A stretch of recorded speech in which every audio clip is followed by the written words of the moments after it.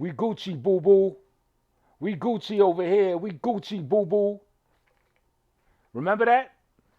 Jim Jones. When was that? Correct me if I'm wrong, y'all. Wasn't that during the Locks Dipset joint? Dipset and them were in the Gucci store.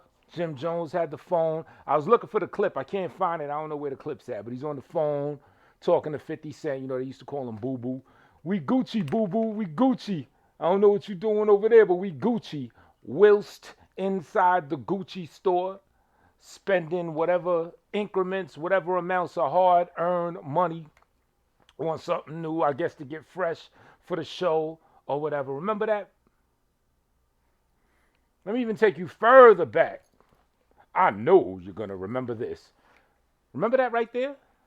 That right there? The racist Gucci ad? I'm not even going to play the voice, but I'm going to play the visuals.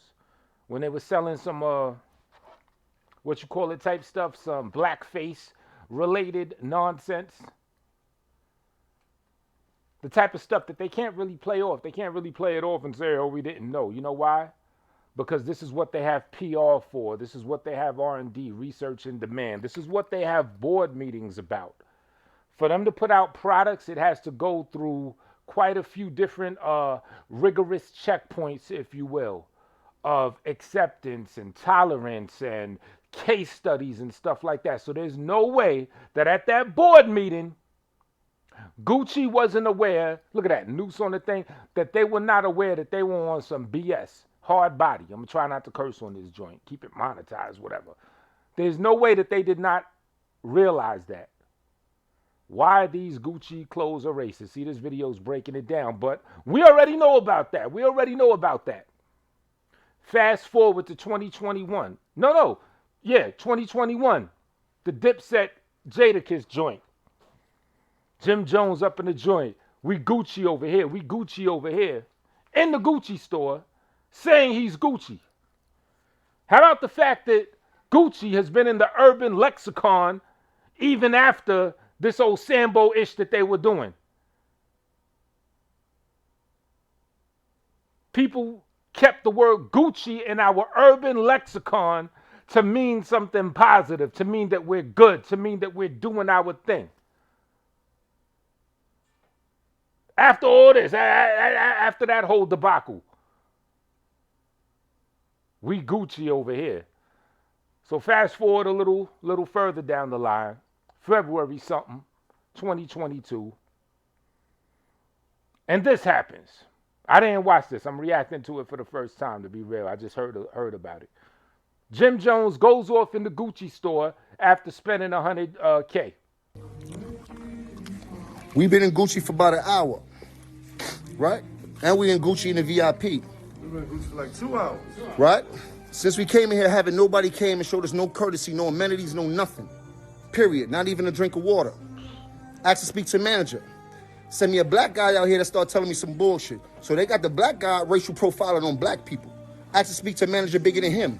Everybody disappeared. Ain't nobody come out yet. I still ain't getting no sparkling water. I still ain't getting no champagne. I still ain't getting nothing. I didn't have a salesperson inside of my VIP suite the whole time I was there. I had to keep screaming for VIP people to help me out. Now everybody don't know where the real manager is. You heard? Y'all hear this? I'm tired of this. We spending all this money as entertainment. VIP in the Gucci store, to walk in, to even have the honor to wipe your feet on the Gucci store, to wipe your shoes from the street off, probably cost $200. Like them 200 points you get just for knowing your name on an SAT test. They probably charge you just to breathe their air up in there. But no, Jim Jones is in there spending his bread. He sees it as a thing of opulence. He sees it as a status symbol. It's in the lexicon with Gucci. I'm going to buy Gucci. He's up in the VIP section. He's expecting at least his sparkling water. If they taking too long, here you go, mister, whatever your real name is. Here's your sparkling water while we work out the situation, little amenities, as he put it, and all that type of stuff. So he's spending significant bread. I heard different amounts. This video I'm watching says he spent $100K. Something else said, I think, I heard someone say he spent $40K. Let me just keep playing it. I'm just pausing it to show you, like, how much he's really in support, how much of his hard-earned money he's really putting in this Sambo-friendly business. is inside these stores. They hire these black people, and these black people are more racist than white people when they get their job. Inside of Gucci, all of a sudden, you stop playing with us, bro.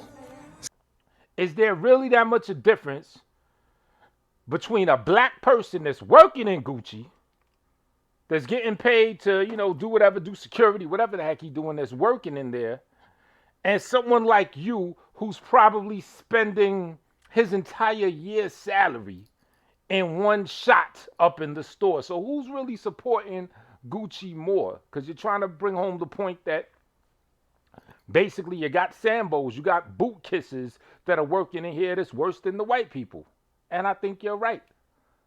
But after that whole debacle that they did a few years ago, what they blatantly in everybody's face, you know what I'm saying?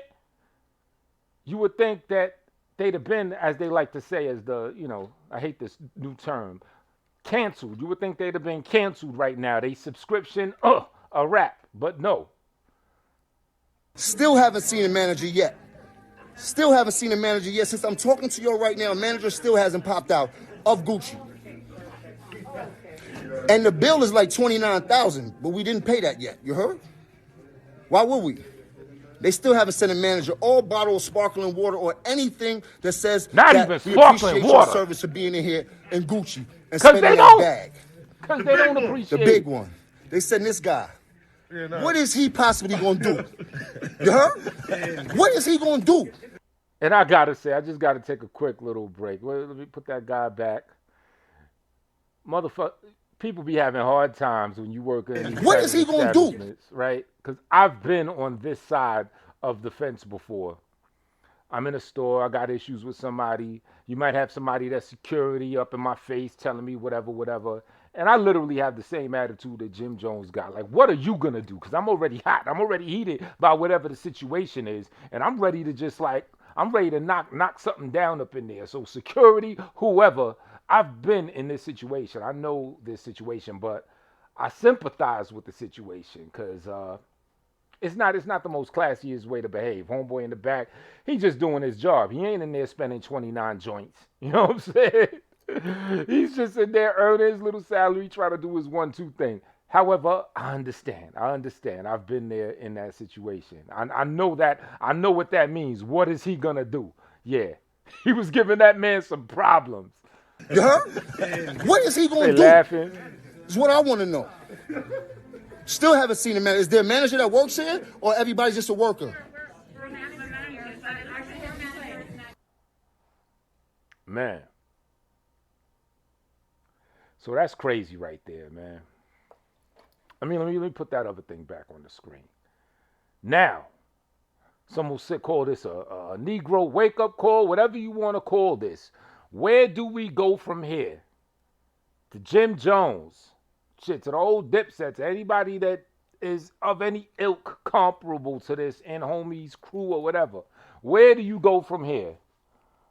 Next week, even a month, 2 down the line, are you gonna be up in there? Yeah, we Gucci. Are you gonna still be saying Gucci and using that in a positive type of way, or are we gonna remix that into meaning something that's just like ass cheeks right now? You know what I'm saying? Let me run this little imagery back. This is what they're on. The imagery right there. Now, Jim Jones, I see a lot of controversy around the brother.